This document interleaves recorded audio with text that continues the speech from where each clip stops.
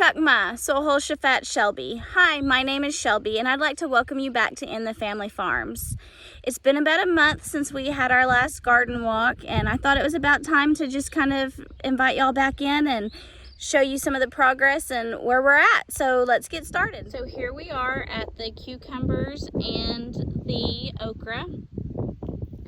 As you can see, we've already got a cucumber. And we have a little baby cucumber, and that's so cute. So those are starting to do good.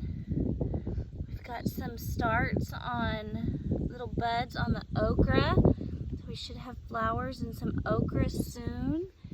And it's pretty much the same way all the way down. Okay, and here's the peanuts. And here's more peanuts. So there's a little flower. You see that?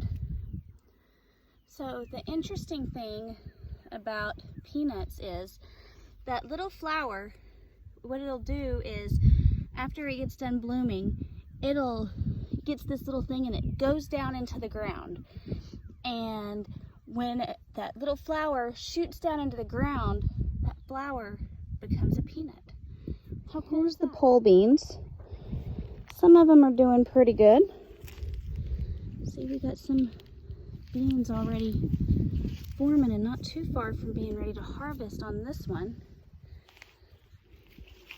Those didn't do too well. These ones are doing good. Let me show you something. These ones are doing good too.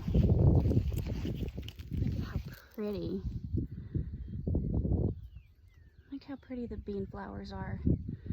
That'll be a flower, that'll be a bean. I just think they're so beautiful. Here's the tomatoes. We lost two of them. We had a really high wind that came through and killed two of the tomatoes.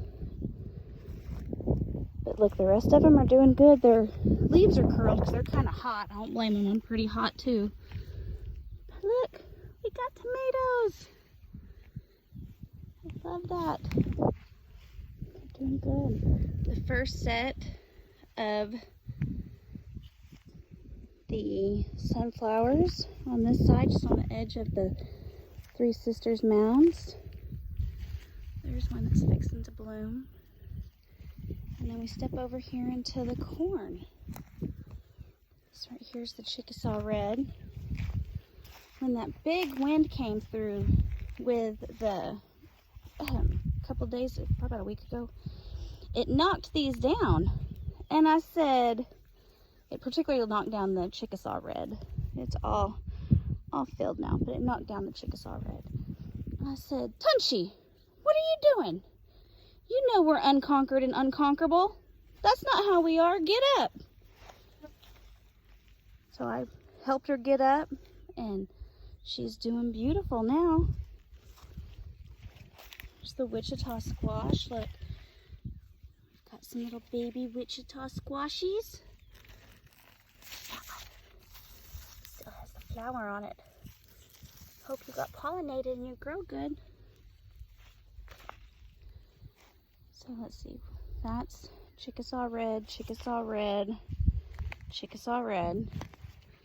Neat thing about these, a lot of these have red stalks. How neat is that? Holy Tunchi.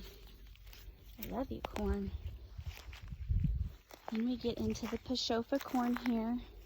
That's a watermelon. Pachofa. Pachofa. Pachofa. These were the last of the seeds that were planted, so their watermelons aren't near as big as some of the others. Then we get into the yellow corn, Chickasaw yellow. We've got some cantaloupes here. Some other watermelons. There's a sun and moon watermelon.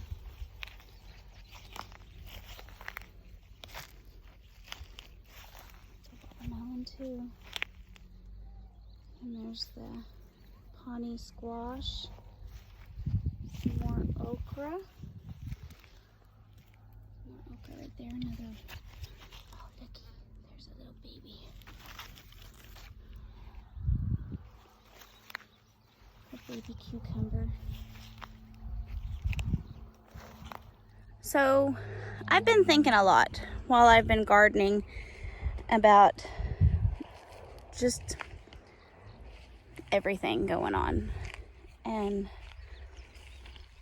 I want to tell you a story about some of these seeds. I'm going to sit down by this watermelon while I tell you the story of the watermelon.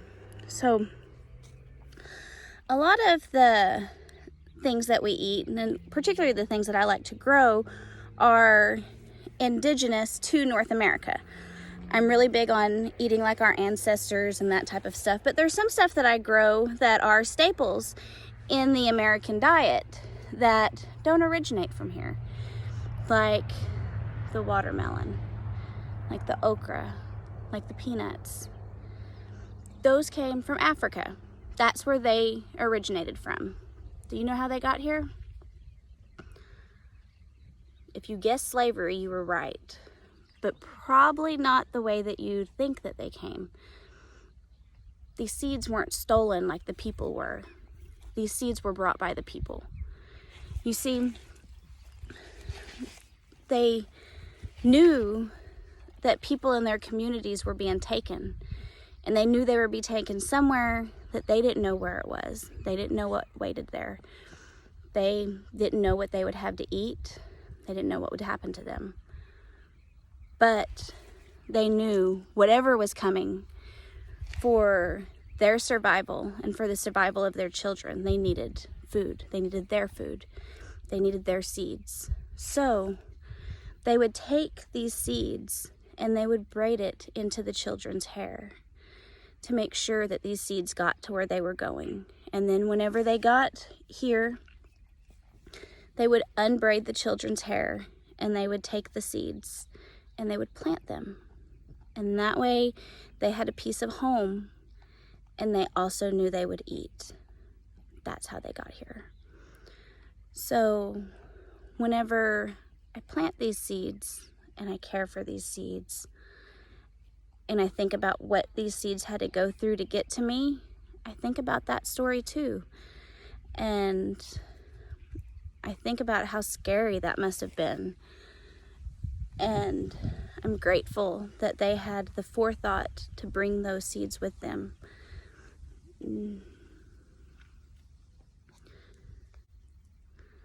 So, food sovereignty is important.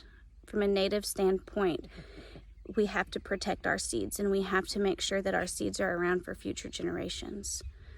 From a food security and a food justice standpoint, they're just as equally important, because somebody had to risk their life to braid these seeds into their children's hair to get them here. And we can't forget that.